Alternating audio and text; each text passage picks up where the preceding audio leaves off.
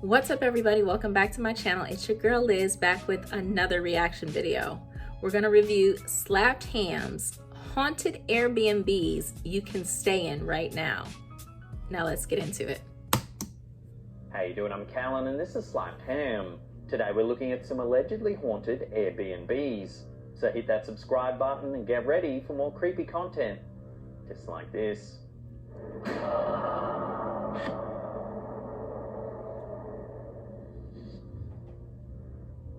Be prepared for no sleep in Wake Forest, North Carolina, if you check in for the night at this allegedly haunted Airbnb. Don't be fooled by the bright, perky demeanor of this property. The Stroud House is a place to get schooled in paranormal activity, right in the middle of a former college town. This home was built in the 1940s by Reverend I.T. Stroud. It still features a pastor's study that's been converted into a convenience area. One thing this property has in common with many older estates is that it's reportedly haunted. Family, friends and guests staying at the home have documented a variety of supernatural events while staying at the house. The list includes footsteps roaming through the hallway, the sound of someone tiptoeing upstairs, glowing orbs, hall and basement lights suddenly turning on, and a music box that inexplicably plays on its own. A shadowy figure's also been spotted lingering in the kitchen. If you spook easily, just keep on walking right past the Stroud House the next time you're hanging around downtown Wake Forest before you awaken any activity.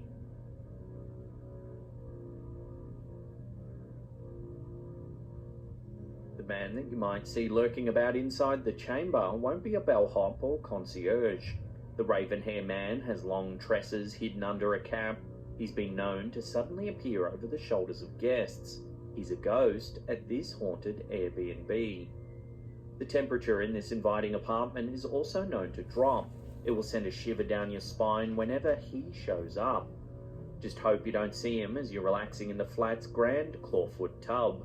It's illuminated by the light of a flickering 5-light chandelier that can be found in the bedroom suite. The history behind this very old flat is fascinating. The chamber apartment is more than 600 years old.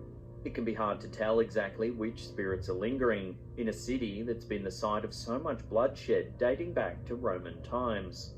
However, there is a theory on the flat that went on to become known as North Yorkshire's Madness Chamber. It's that a wicked schoolmaster went mad from guilt after a career of rounding up the city's orphans to place them in a local institution called the Ragged School. This schoolmaster, with a heart of black, eventually turned to heavy drinking to turn off the memories of all the children he had condemned to asylum living. His guilt drove him mad, until even the strongest of libations could no longer silence sounds and visions of screaming orphans, scratching from their graves. The headmaster eventually took his life, in what is now believed to be the spot where this flat stands today. Wow. Who'd stay there? The front facade of the Manor Master Chamber is pretty much the picture you'd see if you looked up haunted house in the dictionary.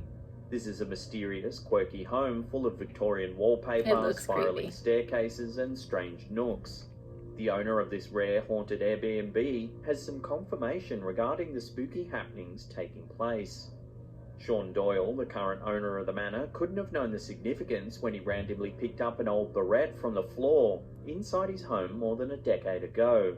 He said that when he touched the barrette, a vivid image of a little girl dressed in all white flashed into his head.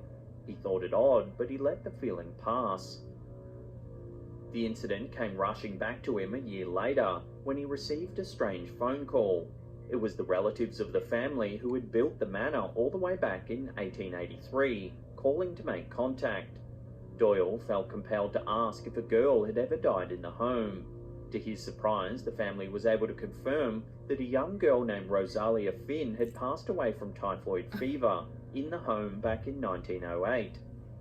The former owners even showed a photo of the girl to Doyle. He immediately recognized her from the strange memory flash that he had had prior. Doyle remains a skeptic, even though this strange incident has him wondering if little Rosalia still keeps an eye on the home of her childhood. What is most fascinating is that several friends and It's actually guests who were cute. unaware of the Rosalia story have commented on feeling an energy or presence in the home.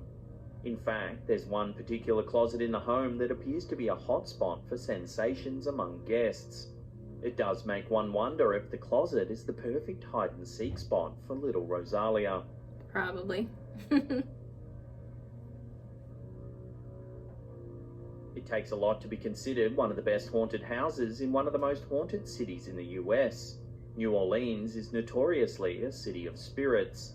However, the property known as the Haunted Bedroom was recently named one of BuzzFeed's top 10 haunted Airbnb locations. This is a third-floor flat tucked away in the heart of the Garden District. Guests enjoy a queen-size bed, private bathroom, and a gorgeous balcony that looks out over the Big Easy. Touches like stained glass, grand chandeliers, and massive oak trees that obscure parts of the property add to the moodiness of the estate. However, the dramatic look of this property gives way to a mostly uneventful style of haunting. It turns out that the ghost of the haunted bedroom in the Garden District of New Orleans is quite shy. However, those who do encounter her see a young girl in a beautiful yellow dress from the 1890s. Yes, coming for the ghost is reason enough to check in. However, this property is worth a stay even if haunted happenings don't eventuate, simply because of how decadently ornate and charming it is.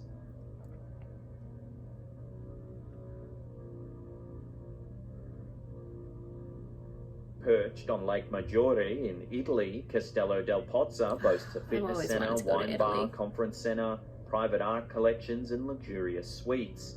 The sprawling halls of this ancient castle are said to be haunted by a woman named Barbara, who is known as Piedmont's Lady-in-Waiting.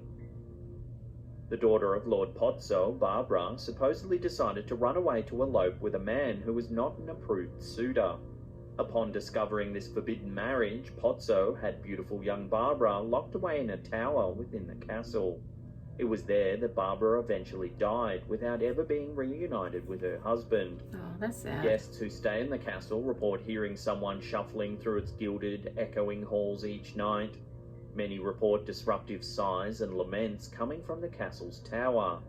There's even been sightings of a figure overlooking the surrounding lake from the windows of the castle. Could it be Barbara waiting in vain for her husband to return to scale the castle walls to free her from her tower? Possibly. Before we take a look at a very eerie property in Dixfield, Maine, remember to hit that subscribe button, then tickle that little bell icon there and turn on all channel notifications. That way you'll be in the loop every time we drop our scary and mysterious videos. Also, remember to take that thumbs up button down to the pub and buy it a beer. Very funny. The Weld Street Inn is a picture of quaintness, with a classic New England porch with white rails, oversized front windows, multiple brick chimneys, and a canopy of trees. Built in 1881, it's considered to be one of the cutest attractions in the tiny town of Dixfield, Maine. It turns out it's notoriously haunted. Any local will tell you that sightings have been going on for years. All of this was actually a surprise to the inn's current owner. However, Anne-Marie Cook knew something was up when she opened the door of her new property to hear a bizarre whoosh sound flying right towards her.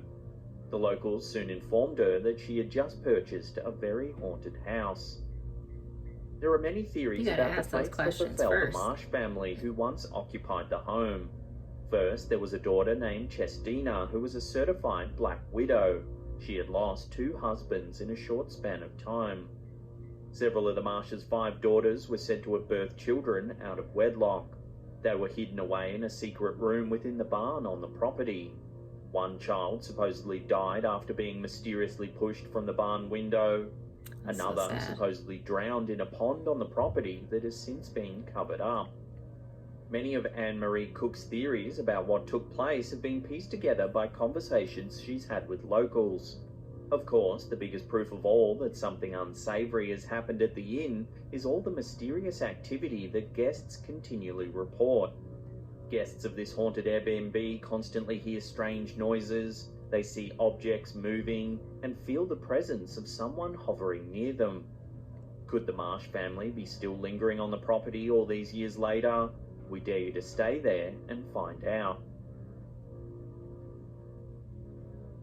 Oof. Well, that was creepy.